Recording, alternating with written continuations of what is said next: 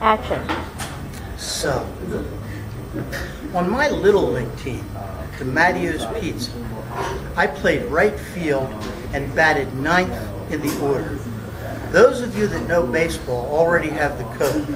I was the worst player on the team. I was a mediocre fielder, but a horrible hitter. In fact, I had the dubious honor of having struck out the most times in the history of Chester Suburban Little League, even though we still had 2 games left to play. My teammates called me SO, an acronym for strikeout, and every time I came to the plate, they would all groan in unison. My dad, who had been a star shortstop and 300 hitter throughout high school and college, was both disappointed and perplexed. Every Sunday he'd take me out and pitch to me for hours, but it seemed like the more I practiced, the worse I got. Coach Humphreys thought maybe it was my eyesight, but when we went to the eye doctor, he checked me out in 2020. At some point, Dad took me to a sports psychologist to work on my confidence and self-esteem. He put me into a hypnotic trance and told me that I could think of myself as the best Little League player that ever played. But after 4 sessions, my strikeout total was going up rather than down, so Dad ripped me out of therapy. On the night before our last and most important game of the season, I was in my room doing my homework when Mom came in. Now, Mom is a devout Catholic, and she had with her a scapular, which I'm going to show you now. Those of you that are Catholic know that a scapular is kind of the Catholic equivalent of a good luck charm. And Mom had a scapular for me, which had St. Jude, who's the patron saint of the impossible. She told me, she said, "Timothy, put that scapular on tonight, say some prayers to St. Jude. He never lets us down, never." I did what Mom said. Put the scapular on before I went to bed, said a few prayers, didn't notice anything in response.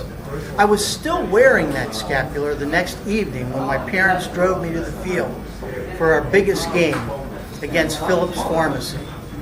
Well, true to form, in my first 2 at-bats, I went down swinging on 6 straight pitches, never even fouled one off. In the bottom of the last inning, we were losing 3-2, but we had runners on second and third, and Buddy Kidda, the boy that batted right in front of me, was going up to the plate.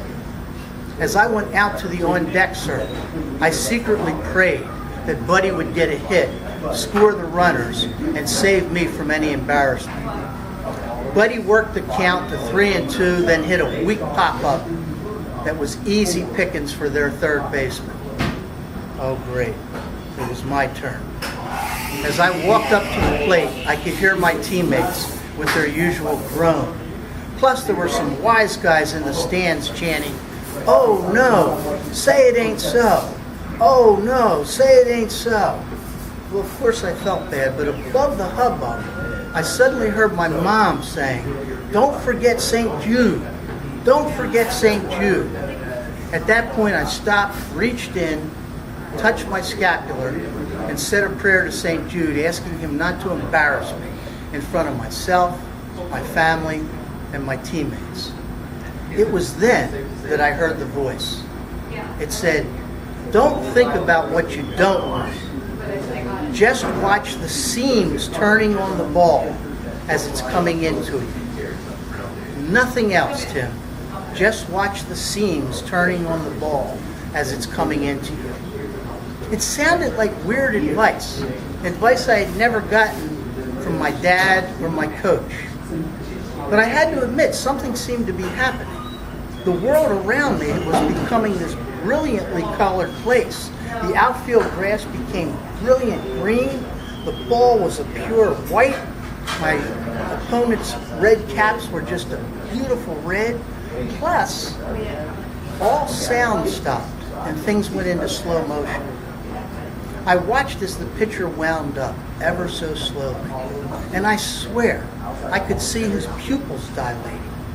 And when he released the ball, it didn't look like the bullet coming at me that it usually looked like, but rather it floated in like a big white beach ball, lazy-like. And I watched the seams as that baseball beach ball came floating in, ever so slowly. I felt like I had all day, like time itself had stopped. I couldn't have missed that pitch if I tried. I swung and heard this delicious crack, watching the ball bullet over the second baseman's head and head out into the right center field. As it hit the green grass right in front of the fence, I saw the most incredible explosion of fireworks I had ever seen in my life. At that point, I dropped my bat and began running towards first. Everything went back into normal color and time. I knew that the runners had scored and that we had won the game.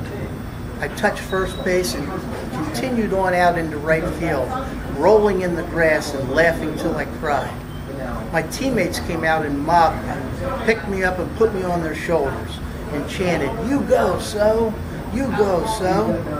I don't think I had ever felt better in my whole life. At one point I looked over and I saw my mom standing there looking at me, smiling, her hair, hands in a prayerful gesture. My dad, more secular, was grinning ear to ear and giving me thumbs up.